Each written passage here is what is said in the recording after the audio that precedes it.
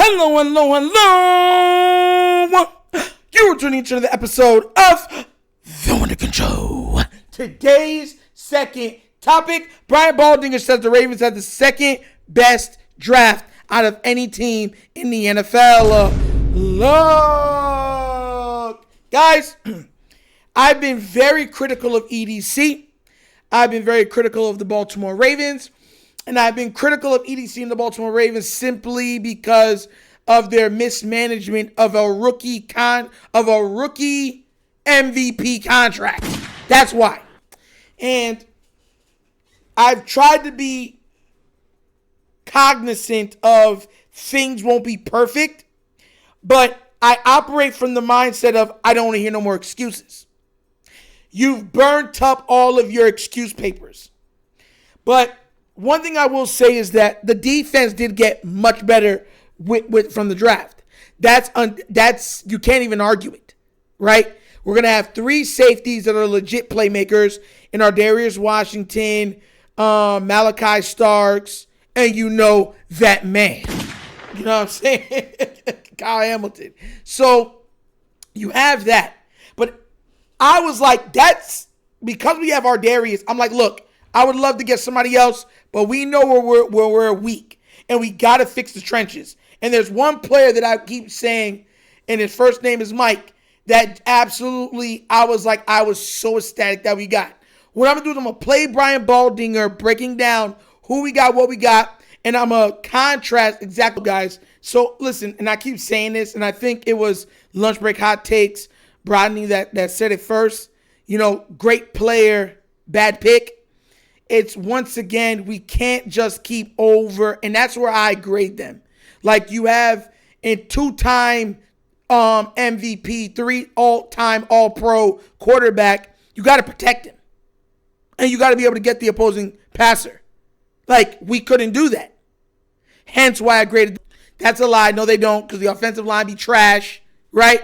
And then my quarterback got to be running all around like a chicken with his head chopped off, trying to complete plays and still trying to hold continuity within the offense and allow fluidity within the offense. While duck dive and dodging everything because his O-line isn't holding up. So that's a lie, but we'll continue. From LA. All right, guys. So, look. So you see the Malachi Starks, Mike Green, and Emory Jones. Now, Emory Jones has the physical tools to become a starter. So that addresses somewhat the offensive line. And I'll keep bringing this up. I wanted them to move up because I wanted someone that could start now. Daniel Falele be putting us in very precarious situations. And I'm scared about that. I've made it clear. Some people say you can't be scared. Well, I am. We've seen for one, I don't want my guy getting hurt. That's, at the end of the day, I know, you know what I'm saying? Lamar's my guy. Like, I don't want him getting hurt. You know what I'm saying? And I've always liked Derrick Henry. I don't want him getting hurt either. Falele puts us in precarious situations where he lets guys have full steam ahead, unmitigated pass rushing lanes at our quarterback or our running back. And those things, and they allow the referees allow these teams to beat and batter the Baltimore Ravens, specifically Lamar Jackson. That's not conjecture, that's fact. They don't call. I think he gets the least amount of calls for all the other calls, like roughing and all the other stuff. And all the other, I think he's like the second worst, if not the worst. So I don't need any extra guys getting to him when they're already allowed to do low blows to our guy. So I'm hoping listen, the most person I'm excited on this is Mike Green. Because if he turns out to be anything close to what Von Miller is, yes! Let's go. It's going to be over. It's over, bro. It's over, bro. It is over. It's just, my gosh. Could you imagine if he actually turned into a legit pass rusher?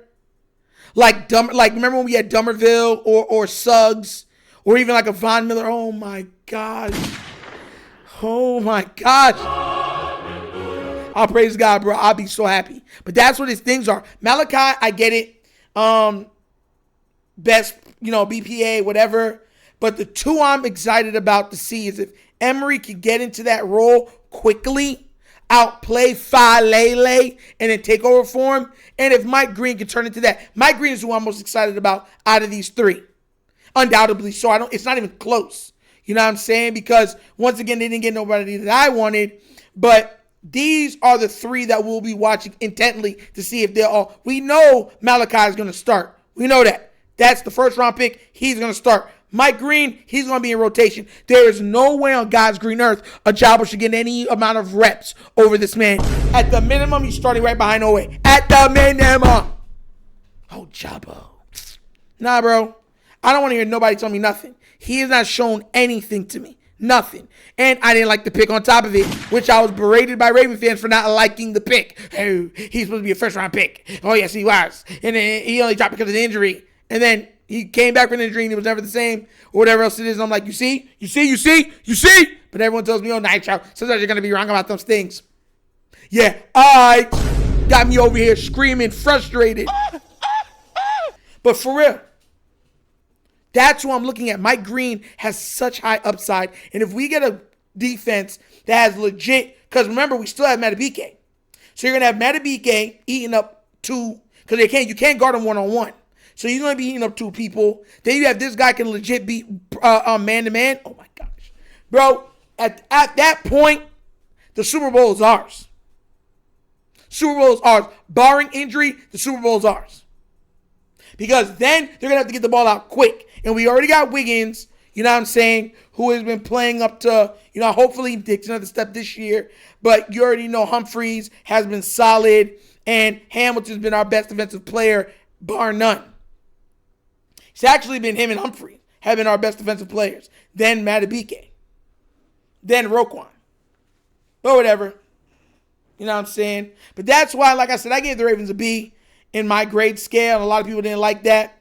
But, you know what I'm saying? Now you get to see what even Brian Baldinger had to think about them. So we get to see what happens. But what do you guys think? Do you agree with Mr. Baldinger? Do you agree that the Baltimore Ravens has the second best draft on anybody? And how high do you think, and how good do you think Emery's going to be, Mike Green's going to be, and Malachi Stark's going to be? Let me know what you think down in the comments section, please, all right? But as always, that's an episode of the Wunderkind Show!